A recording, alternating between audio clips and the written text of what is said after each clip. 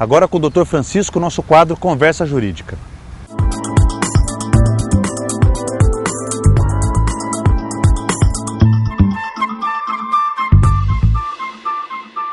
Bem, sejam bem-vindos ao nosso quadro Conversa Jurídica do Aprendendo a Empreender. Doutor Francisco, obrigado novamente pela sua presença na nossa conversa sobre as leis, sobre esse mundo das leis e essas mudanças que acontecem nesse ambiente. Muito obrigado novamente. Obrigado. Hoje a nossa conversa, a gente já fez uma chamadinha sobre esse assunto, é a questão de que muita gente hoje investe, empreende em cima de imóveis, compra imóvel, transfere, e tem algumas mudanças acontecendo sobre a questão da transferência e o imposto que é pago nesse momento, no caso do ITBI. O que está mudando, doutor Francisco? Bom, Flávio, as pessoas têm que estar atentas, na verdade preocupadas, com o ganho de capital. Que é aquele ganho que ela vendeu, comprou por 10, vendeu por 20, e esses 10 que é o ganho chamado ganho de capital. Isso, a diferença entre o que ele tinha comprado pela diferença da venda.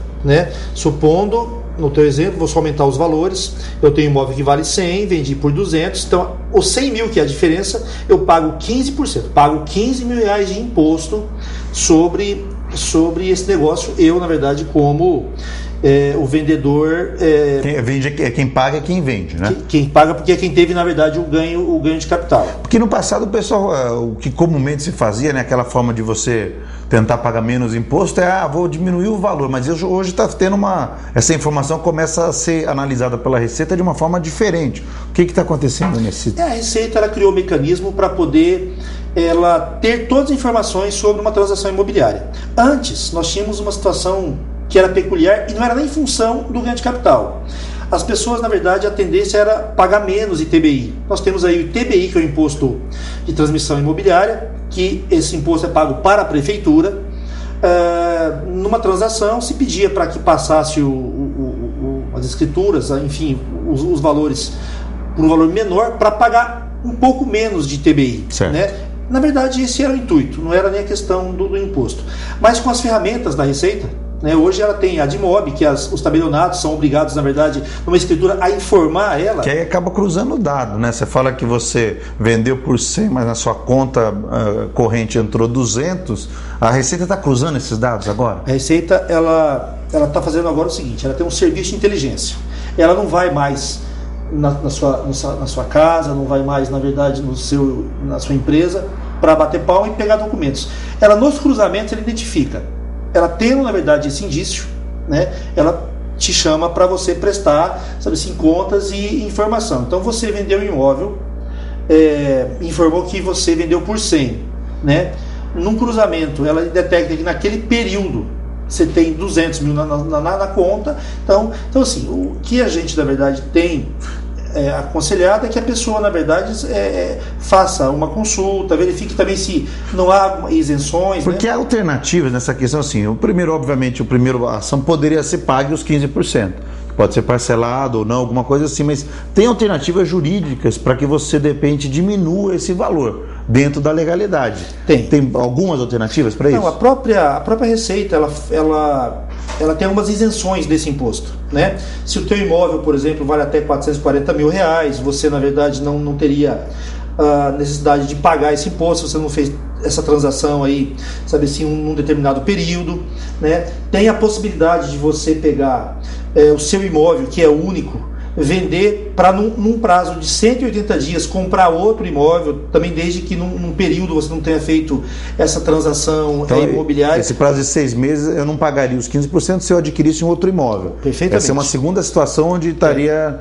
E existem outros a própria Receita dá outras condições aí de isenção, que na experiência nossa, eu percebo que não se tem, na verdade, utilizado, o que a própria Receita legalmente favorece e fornece para o contribuinte. Por isso, doutor Francisco, eu acho que essa dica é importante para quem está nos assistindo. E aí a gente tem falado que para o empreendedor, para a pessoa que está buscando crescer, é muito importante ela ter acesso à informação de boa qualidade, cuidar, porque hoje tem muitas informações, tem muita coisa, quer dizer, às vezes acho que tem gente que pode estar pagando o imposto sem precisar, ou correndo risco sem precisar. Flávio, acontece. Isso, na verdade, o mercado é muito extenso, e acontece realmente da pessoa não estar ali com uma boa informação, ou às vezes acaba enfim, fazendo um pagamento que talvez ela tivesse condições de falar, olha, estou isento, não tenho necessidade. O que eu observo normalmente é que as pessoas não estão atentas às ferramentas que hoje existem para esse cruzamento. Então, o importante é ela consultar o contador dela, consultar, sabe assim, o seu advogado. Tá, vamos até por parte para a gente tentar até colocar aqueles slides assim, explicando. Então, é importante antes de uma transação dessa imobiliária, ou quando ela está próxima de ser fechada, consultar primeiro, por exemplo, um deles, o contador, para ver como isso vai ser e como é que é essa questão. E também uma orientação jurídica, né, com algum advogado de confiança da pessoa, exatamente para trabalhar essas alternativas de, vamos imaginar, pagar menos imposto ou se beneficiar das isenções já previstas em lei. Isso, porque, veja bem, é comum, tá? Isso é praxe, vou até usar o termo praxe mesmo, eu coloco meu imóvel à venda, vamos voltar nos 200 mil, peço 200 mil no meu imóvel.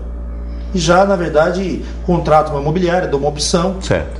Aí, depois do negócio feito, tudo certo, sabe?